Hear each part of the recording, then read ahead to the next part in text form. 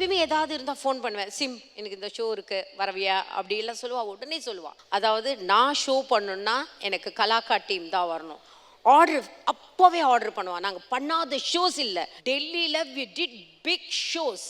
பெரிய ஒரு இன்டர்நேஷ்னல் ஷோவில் அவ்வளோ பெரிய ஹிந்தி ஆர்டிஸ்ட் ஆடினாங்க. ஆனால் எங்கள் ஷோ வந்து பேர் தட்டிட்டு போச்சு.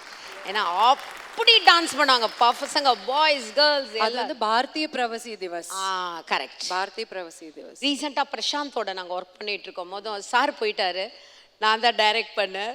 So beautiful. அப்படியே நான் பார்த்து நான் ரொம்ப ரசிக்கிறது தான், நான் ரொம்ப அட்மையர் ஆகிடுவேன். வேலை அக்கா கட் சொல்லுங்கக்கா நான் நடிச்சிட்டே இருக்கேன் அப்படின்னு சொன்னான். அந்த மாதிரி அப்படியே ரசித்து பார்த்தேன். She is a full and full actor அப்படின்னா சிம்ரன். அது நான் வந்து இங்கே சொல்லணும்.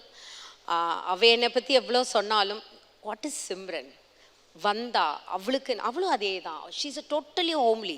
தெறிக்க விடும் காரம் நிறம் சுவையை தருகிறது. ஆச்சி மிளகாய் தூள் தெறிக்க விடும் காரம் நிறம் சுவை.